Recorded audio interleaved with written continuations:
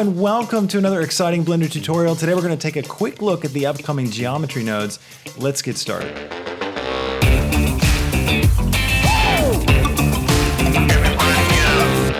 Okay, so if you want to play around with geometry nodes, it's going to be coming out in the next release of Blender, which probably isn't going to come till February of next year. So we've got a bit of time before that happens, but you can still play with it. You can get in there and experiment with things and kind of get prepped for what's coming. If you want to get a hold of it, what you can do is you come over to download Blender. This is just blender.org. If you go to download Blender, then you can come over here, and if you just scroll down a little bit, you get this red dangerous looking section.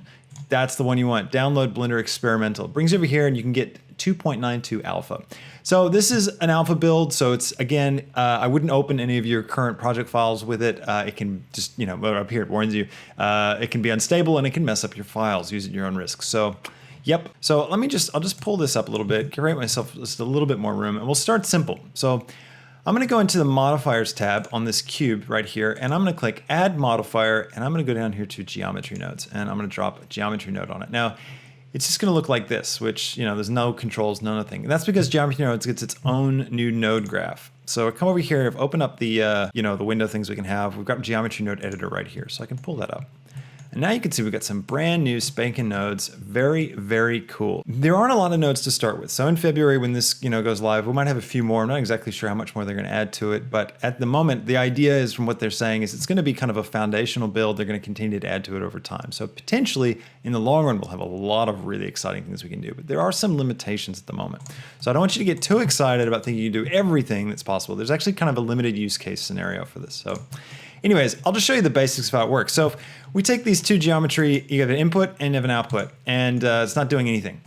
But you can do cool stuff. So we've got this little add menu. These are all the nodes right here. You can kind of just scroll through them. There's not a whole lot, so you can actually kind of have a look at all of them. And they do several different things. But the main thing that what you can do in this mode is if we switch to, let's see, if we go to transform, we get a transform node out. I can put this in between these two, and now I can move this cube around, right? Now, I'm not moving it in its control panel. This is actually just within the node, which, okay, that's great. That's not very exciting, though. We could already move cubes around, beforehand. So what's new about this? Well, what I can do is I can do a join geometry node, and I can stick this here at the end. And now what I can do is I can just make a little bit of room, and I can grab the output right here and stick it into this second node. And now, if I move this, I've got two cubes, right? We haven't duplicated our cube, but what's happening is it's taking the geometry of this base cube. One is being piped up here, and it's moving it over 3.9 meters this way. The base one's being piped directly in here, and then it's joining it and making kind of a new piece of geometry that consists of both of these, and then it's outputting it. So that's kind of cool, right? And you can start to stack these up. So we could just do another one here, and I could do another one here. And let's see, and then we could do this right here, right? And so now I suddenly have 3 cubes, and let's say I rotate this group, and now it's like, oh, wait a minute, this is kind of cool, what's happening here? And I can individually, maybe then scale these guys, or, and it's non-destructive. So all of this is, you can go in and play with it and do other stuff. Now you can go into edit mode even, and I can grab one of these faces, right? And I can hit E to extrude, scale it down, grab it on the X, and bam, it's going to do it on all of them. And suddenly I've got it's a spaceship, clearly. There's another really cool node here called the point cloud node, an object. It's called the point cloud object. So let's create that object. I'll get rid of the cube so we're not confused. So what is this new thing? A point cloud is what it sounds like. It's a cloud of points. And these points are just randomly generated. They've got different sizes and they're in space. If we render, it's not going to show up. There's nothing to this. It's like a particle, sort of. We can use point clouds specifically with geometry nodes. That's kind of what they're there for. So if we come here, you can see I only have one modifier you can add to a point cloud. I need to make this point cloud. I can give it some life. So I could let's create a cube, right? I'll move it off to the side. And now in here, what I can do is I can reference that cube. So I can grab an object info node. We can select our cube. And now I want to basically make this cube appear everywhere there's one of these points. Now, this can be a little confusing at first, and you'll have to get used to it once this fully gets released in February of next year. But you have to think about point clouds in sort of 2 stages. First, you affect the point cloud, and then you add the geometry to it, okay? I'll show you what I mean. There are 2 nodes in the point options. We've got point distribute and point instance. Point distribute distributes the points. So if I take this input from geometry and I stick it over here, everything's going to disappear. And the reason for that is, and this is what I mean by it's kind of confusing. A point density node is a node that distributes points across a piece of geometry. Right now we're referencing itself. There's actually no geometry in a point cloud node. So we're saying take this thing with no geometry and distribute all of the points across the geometry. Since there is no geometry, it can't distribute across anything, so everything just disappears. So we come over here to this thing. Let's say we take our cube, okay, and let's take the geometry output of the cube and plug it into the geometry input of the point density. Now you can see everything's shown up on the cube. So I could say how dense I want this. Let's put like a ton of these on here or just a few. And now we've got all these points living on the cube. Or, you know, for example, we could take a plane and we could say, let's use this plane. So let's grab our point cloud and let's now grab the plane. And now all these guys are, you know, distributing across the plane. Okay, so that's great, but what can we do with this? Well, one thing we can do is we can randomly change their size and stuff. We can affect them in different ways. So there are two nodes called attribute math and one's called random attribute, okay? So what we can do with these is we can say, let's take random attribute and let's stick this right here. And I can give it a minimum and a max and a seed. And then we've got this attribute value. Now, this is something you have to type in, okay? So I can type in an attribute like scale. I'm gonna type in scale and I'll change this, you know, we can do a seed or whatever, but we're not gonna see anything change on here, right? So the only way we can begin to see stuff is if we begin to reference begin to instance actual geometry into where all these points. So let's take this point instance node and I'm gonna plug my geometry into this and I'll plug the geometry output into this. Everything will disappear again. Because now this instance node, what this does, the point instance says, okay, I'm gonna instance a piece of geometry at each of these points. So since there is no geometry in this object section, it's not instancing anything anywhere. So we need to select something. So let's select, actually let's make something, let's do the cube. We'll instance the cube. So bam, if I zoom out now, we've got a bunch of cubes and they're all across this thing. And now our random attribute thing is actually affecting stuff. So I can drag this down, you know, let's drag this like way down to like here, zoom in. And now you can see I've got a random scale cube across this whole thing and it's working. So it's kind of like a particle system. You know, you can have like a random size of stuff. Anyways, you could go a bit further than this. You could switch this from float to vector. And now what we can do is let's take all these down. And then let's take the Z and bring that up maybe to like 0.3. And now you can see we're getting, you know, different random height variations where it's a bit stronger on the Z level. Whereas on the X and the Y, it's not actually, it doesn't have a lot of variation. Bring that in a bit. Almost kind of looks like a city. Let's take this, let's go with the city example. So let's say I'm gonna make a city and I've got a river that's gonna run through the center of my city. So I want it to basically have this procedural city where I can have buildings and wherever I put this river, I don't want any buildings. This is a great use case for this kind of a thing, okay? So I'm gonna start off and I'm gonna create a plane. I'm gonna zoom this thing out and I'm gonna subdivide my plane. I might just use a subdivision surface and we'll just crank that up and I will, let's see, I'll also subdivide it in here too. So I've got like stronger edges. So it's more of a square. And I'm going to take my plane and I am, let's see, I'm gonna go ahead and go Shift A. I'm gonna create a point cloud.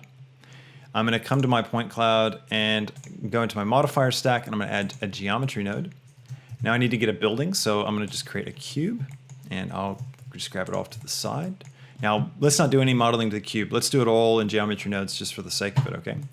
So let's take our point cloud, okay? And I'm gonna go for, I need the object info node like we just talked about. I'll grab the cube there. And then I'm gonna go for a point distribute and point instance.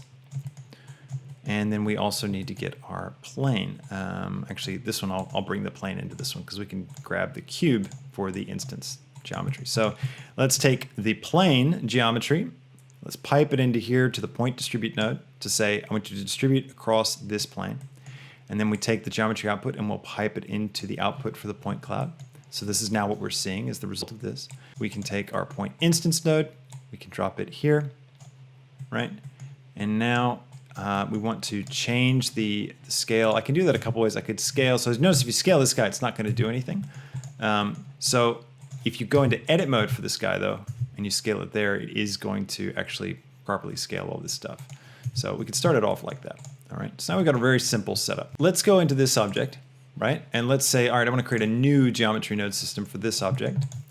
I'm going to create a transform, and I'm going to scale it up on the Z. So, ooh, look, and there it is. It's scaling up on all these guys. Now, I do want to move my my origin point. So if I go into edit mode, and let's switch to transparent mode, and I'm going to select faces, and I'm going to grab that bottom face. I'm just going to Shift S, cursor to selected. And now if I go to edit mode, I can select object, set origin to 3D cursor. And then I put the origin right at the base of that cube. Now all the transformations we do after that are going to kind of scale up from that point as opposed to in the middle of it. So now you can see that all of these guys are sitting right on this plane. And we could say, you know what, maybe it'd be cool if we had like sort of like a secondary tower on these guys and it's like uniform across all of them. So I'm going to go here. I'll say, let's grab a join geometry node, and I'll bring that here. I'll create a new transform node, and I'll pipe the geometry into that, and I'll pipe it in there. And then this one will scale down to like 0.5, 0.5, and maybe move it up on the Z just a little bit. So it's like sticking up out of the top of these towers. And then like, you know, maybe we want to taper them a little bit. So then let's go back to our base geometry. And let's hit I to inset and bring that in and grab Z. Just kind of bring it up a touch. And now you can see it duplicates that across both of those pieces of geometry. Then, okay, so now I come back over into my point cloud. Now I want to create some randomness to this. So I'm going to come over here to my attribute, and I'm going to go random attribute. Okay, so now here's the question. Where do you stick this, okay? Now, you might think, oh, let's stick it after here because we want to affect all this geometry. But if you stick it over here, basically, and I type in scale,